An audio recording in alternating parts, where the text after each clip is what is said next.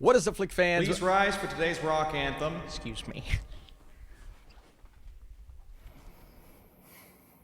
It's about drive, it's about power. We stay hungry, we devour. Put in the work. What is up, Flick fans? Welcome back to my channel. Today we are talking Red Notice, the brand new epic action blockbuster that hit theaters, but it's coming to Netflix this weekend, starring The Rock, Ryan Reynolds, and Wonder Woman? What? Let's do it. When an Interpol-issued Red Notice, the highest level warrant to hunt and capture the world's most wanted, goes out, the FBI's top profiler, John Hartley, played by Dwayne Johnson, is on the case. His global pursuit finds him smack dab in the middle of a daring heist where he's forced to partner with the world's greatest art thief, Nolan Booth, played by Ryan Reynolds, in order to catch the world's most wanted art thief, the Bishop, played by Gal Gadot. The high-flying adventure that ensues takes the trio around the world, across the dance floor, trapped in a secluded prison, into the jungle, and worst of all for them, constantly into each other's company. Little bit of everything in this movie. It definitely has a heist feel to it. I'd say the majority of the movie is really focusing on, the ability to be the better thief, that kind of competition going on between Gal Gadot and Ryan Reynolds' character. And then, of course, you have the adventure. That third act takes us into the jungle. Funny enough, we had Jungle Cruise earlier this year with Dwayne "The Rock" Johnson, but there is a definite Indiana Jones vibe to that huge chunk of scenes in the movie. But at the same time, it's almost like a buddy cop movie. Ryan Reynolds, Dwayne Johnson. I was curious to see what their chemistry would be throughout the movie and whether or not it would be able to carry a somewhat sloppy narrative, because part of me knew going in that this movie maybe wouldn't be the most well-written adventure action film we've ever seen, or even the most well thought out, right? The story itself, it's a bit of a jumbled hodgepodge of things that we've seen 1,000 times before. The familiarity is going to hurt a lot of people's enjoyment of this movie. It all really comes down to, are you laughing enough? Are you enjoying the camaraderie between the main two? And of course, Gal's character kind of coming in and providing the badassery. Badassery. I made that word up. But that, combined with her charm, well, every time she's on screen, she provides a bit of a different dynamic between the two. But it's really our two. It's really The Rock and Ryan Reynolds. The first question, Austin, is Ryan Reynolds doing anything other than what we've seen him do countless times before? No.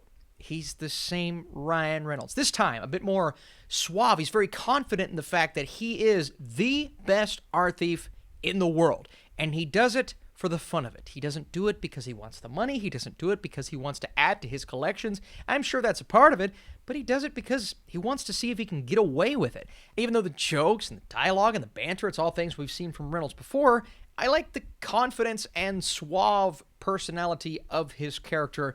And then you have The Rock, who is doing what The Rock does best. He's charming. He's likable. There's a camaraderie there.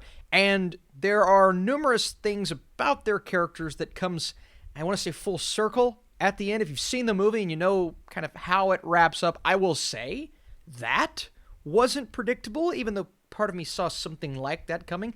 I like that. Threw me off enough for me to say, okay, even though, maybe the decision itself won't work for a lot of people, at least they tried something different there.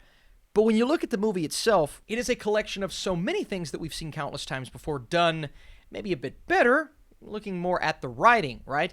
That kind of frustrated me. The way that the story played out, how he would focus, and there's even a villainous character beyond Gal's character that comes in and has a presence, but it's almost like this unimportant presence, something that is there just to get the plot to go from point A to point B.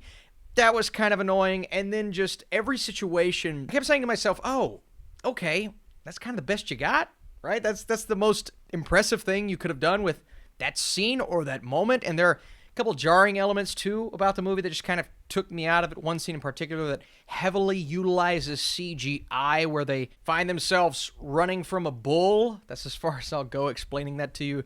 The visuals of that scene, it was jarring for me. And it kind of took me out of, I guess, the realism that was established before. Not really. The movie also gets off to kind of a bad start when it gives us a massive exposition dump at the beginning. It's like, here's Dwayne Johnson's character, here's who he is, here's exactly what we're doing.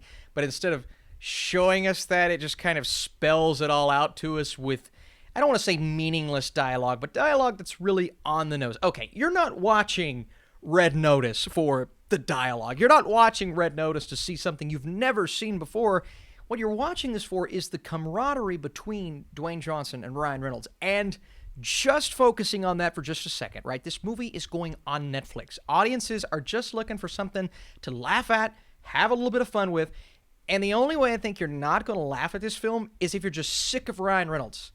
I'm not sick of Ryan Reynolds yet. I still find him really funny.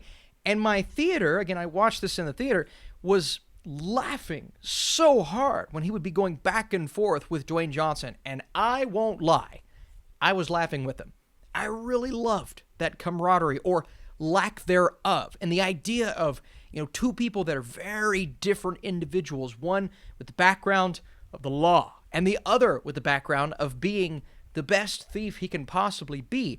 And they butt heads and they clash. Of course, they're going to do that because that's what makes this movie.